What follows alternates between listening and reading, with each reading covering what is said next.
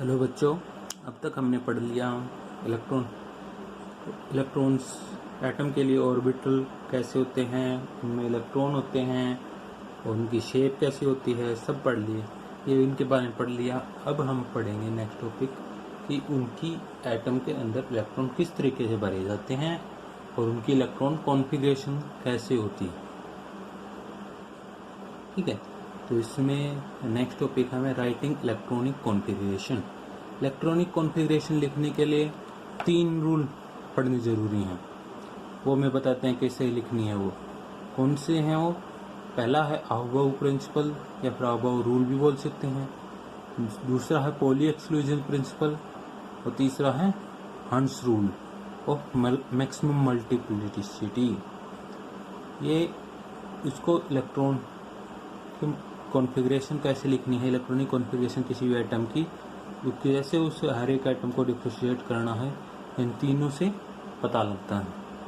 ठीक है, poly exclusion principle के बारे में कुछ तो पढ़ लिया था हमने, फिर भी इसको रिवाइज कर लेंगे।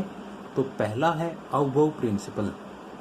इसकी इलेक्ट्रॉन कॉन्फ़िगरेशन के लिए क्या होता है, इसमें पहले ऊपर लिख रखा है distribution of electron in different orbital is called writing electronic configuration is done with the help of the 3 rules। कौन कौन से हैं? अहबाउ प्रिंसिपल, पॉली एक्सक्लूजन प्रिंसिपल और हंस रूल। पहला अहबाउ प्रिंसिपल क्या कहता है? ये बताता है it tell us in which order electrons are filled in orbital, so it's also called energy rule और n+ रूल। ये बताता है कि किस ऑर्डर में इलेक्ट्रॉन्स को फिल किया जाता है, तो इसीलिए किस ऑर्डर में है, मतलब लोअर एनर्जी में पहले भरने हैं या हायर एनर्जी में पहले भरने हैं, ये बात हमें यह बताता है। इसीलिए इसको एनर्जी रूल भी बोलते हैं। अहबाउ रूल क्यों बोलते हैं? ये सारे जितने भी नाम होते किसी न किसी कारण से दिए जाते हैं। अहबाउ बोलते हैं क्योंकि ये रूल अहबाउ नाम के साइंटिस्ट ने दिया था। एनर्जी रूल बोलते हैं क्योंकि ये एनर्जी को डिफरेंशिएट करता है कि किस में पहले भरना है, लोअर एनर्जी में पहले आएगा या हायर में ज़्यादा पहले आएगा। और लास्ट नाम है n+l रूल। n क्या है? Principal quantum number. l क्या है? एजीमुथल या एंगुलर क्वांटम नंबर। ये दोनों मिलकर क्या देते हैं? किसी की एनर्जी। यही बात है एनर्जी की, तो इसको एनर्जी की जगह पर n+l रूल भी बोल देते हैं। ठीक है, तो इसका जो मेन जो बात इसने कही वो क्या है कि lower energy orbital are filled up before higher energy orbital, यानी कि जिसकी लोअर एनर्जी होगी वो पहले भरा जाएगा और जिसकी हायर एनर्जी होगी वो बाद में भरा जाएगा। ठीक है, n+l कम से भी मतलब हो रहा है, मतलब जिसका n+l वैल्यू छोटी होगी वो पहले भरा जाएगा, n+l वैल्यू बड़ी होगी वो बाद में भरा जाएगा। देन ही उस formula for determination of lower energy orbital of high energy orbital. Lower energy orbital कौन से हो गए? Lower n+l। n+l यानी प्रिंसिपल क्वांटम नंबर और एजीमुथल क्वांटम नंबर की वैल्यू लो होगी वो लोअर एनर्जी ऑर्बिटल हो गए, और इनकी वैल्यू हाई होगी वो हायर एनर्जी ऑर्बिटल हो गए। अब ऐसा होता है कि कई बार इनकी वैल्यू बराबर हो जाती है। भाई कई ऐसे ऑर्बिटल हैं, आगे एग्जांपल में दिखाऊंगा कि उनकी वैल्यू के n+l की वैल्यू दोनों की बराबर हो जाती है, तो उसमें किसको पहले लिखें किसको बाद में लिखें, इस पर कंफ्यूजन हो जाता है। तो इसमें इसने एक और लाइन ऐड कर दी कि for orbitals where n+l value is same, मतलब दोनों की बराबर हैं, तो क्या करना है कि lower n value lower energy, तो उन दोनों n+l वैल्यूज में हमने देखना है कि n की वैल्यू किसकी कम है।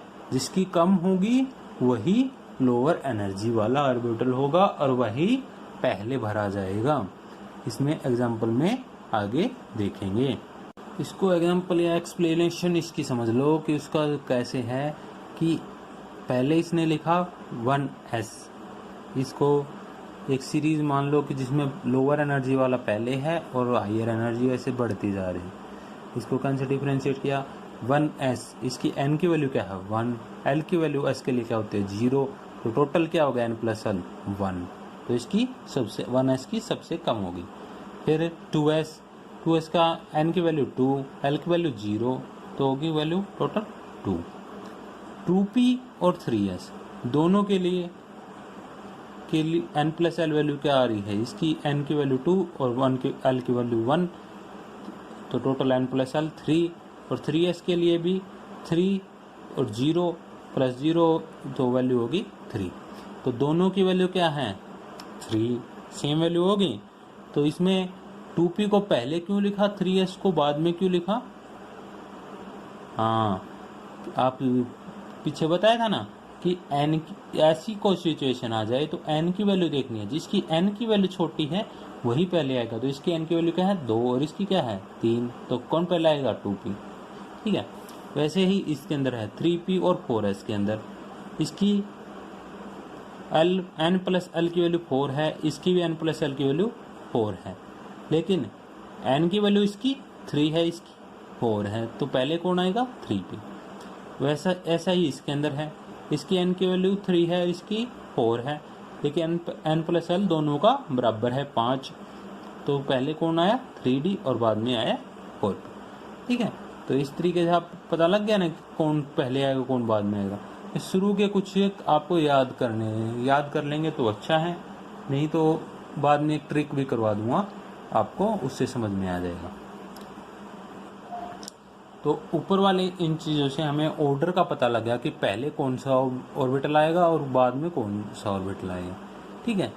तो अब हम एक एग्जांपल लेते हैं, एक कार्बन एटम ले लिया, तो फिर उसके अंदर इलेक्ट्रॉनिक कॉन्फ़िगरेशन ये आगे लिख दी सीरीज ऊपर वाली।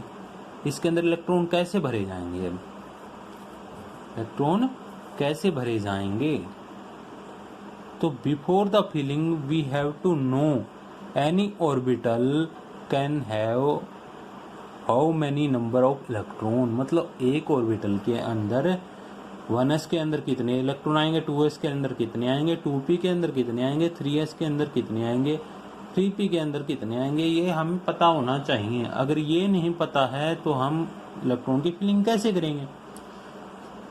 तो इसके लिए हम देखते हैं कि s के अंदर सिर्फ एक सब सेल होती है, वो s की है, तो हर सब सेल के अंदर सिर्फ 2 इलेक्ट्रॉनों को भरा जा सकता है, 2 इलेक्ट्रॉन को भर सकते हैं। तो s के अंदर सिर्फ एक है, तो इसकी वैल्यू होगी 2, ठीक है।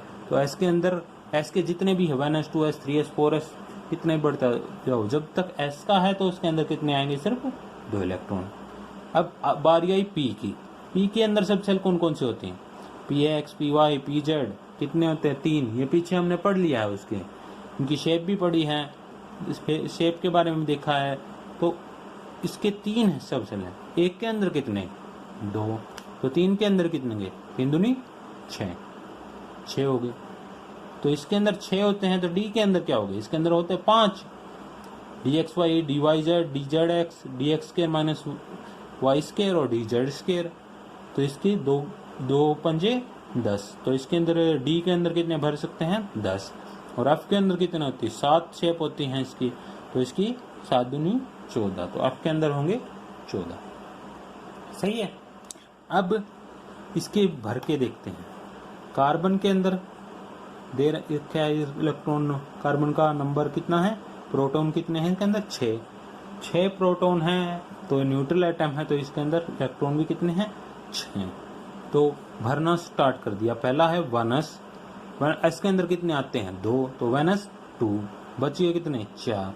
नेक्स्ट कौन सा है 2s 2, तो बचे कितने सिर्फ 2। नेक्स्ट है 3p के अंदर 3p नहीं सॉरी 2p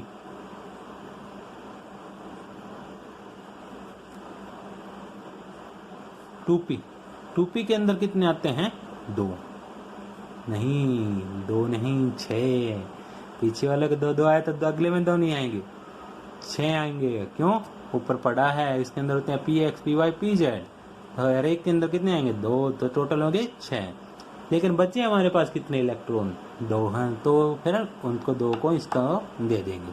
तो इसकी इलेक्ट्रॉनिक कॉन्फ़िगरेशन इस तरीके से होगी। 6 की होगी तो इसकी स्कैंडियम की लिख सकते हैं।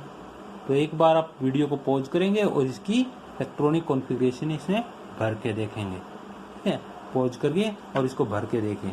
अब नहीं होता है तो बाद में मैं करता हूँ। किया आपने? नहीं हुआ? हो गया होगा लगभग सभी बच्चों का।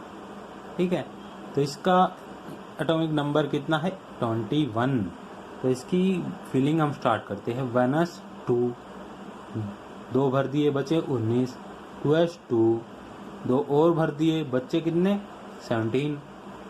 2p6, टोटल 10 हो गए, भर लिए, 11 बच गए। 3s2, फिर बचे 9। 3p6, अब बचे 3। 4s2, अब बचा सिर्फ 1, तो वो बचा हुआ किसके अंदर चला जाएगा? 3d1। ठीक है, इसी तरीके से इसकी ये इलेक्ट्रॉनिक कॉन्फ़िगरेशन होगी। इस तरीके से हम इनकी इलेक्ट्रॉनिक कॉन्फ़िगरेशन लिख सकते हैं। अब नेक्स्ट रूल है पॉली एक्सक्लूजन प्रिंसिपल और हैंड्स रूल। तो पहले हम हैंड्स रूल को पढ़ते हैं, क्यों ये बताता, हैंड्स रूल हमें बताता है कि हैंड्स रूल मैक्सिमम मल्टीप्लिसिटी हमें बताता है कि डीजनरेट ऑर्बिटल के अंदर पेयरिंग कैसे होती है। मतलब अब ने तो पढ़ लिया इसके अंदर 1s2 2p 2s2 2p4 या इसके अंदर 6 तक आ सकते हैं। तो इसके अंदर ये तो पढ़ लिया, ऊपर तो लिख देंगे, लेकिन इसके अंदर होते हैं सब सेल्स। तो मान लिया इसके अंदर सिर्फ 1 है, इसके अंदर भी 1 है, लेकिन पी के अंदर कितने हैं? 3।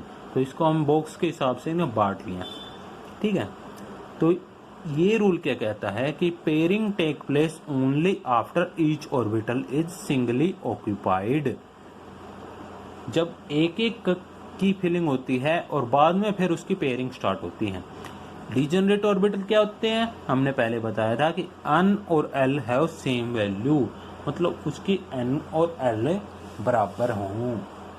जैसे ये 2p4 हैं, ये तीनों के लिए n की वैल्यू भी 2 है और l की वैल्यू भी 1 है। ठीक है, n और l की वैल्यू दोनों के लिए, इन तीनों के लिए बराबर हैं। ठीक है, अब एग्जांपल ले लिया इसने ऑक्सीजन का। ऑक्सीजन के अंदर कितने होते हैं? 8 इलेक्ट्रॉन होते हैं, 8 एटॉमिक नंबर इसका। तो 1s2 दोनों भरे, एक सिंगल भरा इस तरफ, दूसरा 2s2 इसके अंदर दोनों भर दिए। 2p4 क्यों? बचे कितने थे? 4। तो अब भरना स्टार्ट करते हैं कि 2 तरीके से हम भर सकते हैं। अब इसमें कौन कौन से? पहले तो इसके अंदर पहला पूरा भर दिया, दूसरा पूरा भर दिया, और तीसरा खाली बच गया।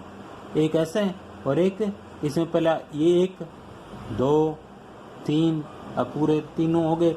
अब इसमें फिर से दोबारा स्टार्ट किया 4। तो इसमें हंस रूल कहता है कि ऊपर वाली जो फीलिंग है वो गलत है और नीचे वाली सही है।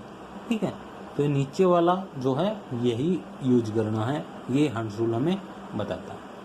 ठीक है, पॉली एक्सक्लूजन प्रिंसिपल हमने पहले पढ़ा था, फिर पढ़ लेते हैं कि no 2 electron in atom can have same set of quantum number. ये बताता है कि हर इलेक्ट्रॉन की अपनी अलग आइडेंटिटी होती है। क्वांटम नंबर पढ़े थे तब भी हमने पढ़ा था कि हर एक इलेक्ट्रॉन की अलग आइडेंटिटी होती है। पहले प्रिंसिपल क्वांटम नंबर पढ़ा था, वो उसका वो एग्जाम्पल के रूप में बताया था ना, कंट्री को बताता है, एक स्टेट को बताता है, एक गांव को बताता है, एक घर के अंदर उसको बता देता है। ठीक है, तो उसका पूरा पता हो जाता है। और दूसरी है in an orbital 2 electron will always have opposite spin और एमएस में इसके अंदर मैग्नेटिक स्पिन ये स्पिन क्वांटम नंबर लास्ट में पढ़ा था ना, उसके अंदर एक ऑर्बिटल के अंदर जो इलेक्ट्रॉन होते हैं उनकी स्पिन अलग अलग होती है, एक तो क्लॉकवाइज और दूसरी एंटी क्लॉकवाइज। एग्जाम्पल पढ़ रहे हैं, ऑक्सीजन के अंदर 8 इलेक्ट्रॉन है, उसकी फिलिंग की 1s2 2s2 2p4। तो इसके अंदर 1s2 के अंदर देखते हैं, एक तो ऊपर वाले की तरफ एरो है हाफ और एक नीचे की तरफ है। 2s2 के अंदर भी एक ऊपर की तरफ हाफ एरो, एक नीचे की तरफ। इसके अंदर भी px के अंदर पहला फिल किया, दूसरा फिल किया, तीसरा फिल किया, तो तीनों ऊपर ऊपर ओ की तरफ फिल कर लिए। अब जो पेयरिंग स्टार्ट होगी तब ये नीचे की तरफ से, तो ये ठीक है। तो इस तरीके से इनकी हर एक शेल के अंदर अपोजिट स्पिन होती है, ठीक है। तो इस तरीके से पॉली एक्सक्लूजन प्रिंसिपल भी खत्म हो गया। अब इसकी एक समरी देख लेते हैं, इनके तीनों रूल की एक शॉर्ट समरी क्या करता है ये। वो रूल हमें बताता है कि इनके पहला कौन सा ऑर्बिटल आएगा। हंस रूल हमें बताता है कि जो पेयरिंग करनी है वो पहले सिंगली फिल करना है, ना कि डबल डबल करते चलना है, ठीक है। पॉली एक्सक्लूजन प्रिंसिपल हमें बताता है कि जो इलेक्ट्रॉन पेयर होते हैं एक ऑर्बिटल के अंदर, उनकी स्पिन अपोजिट होती है। देखो एक ऊपर है और एक नीचे, ना कि दोनों ऊपर की तरफ हो जाएं, ऐसा गलत है, ये भी गलत है, ये वाला सही है, ये भी सही है, ठीक है।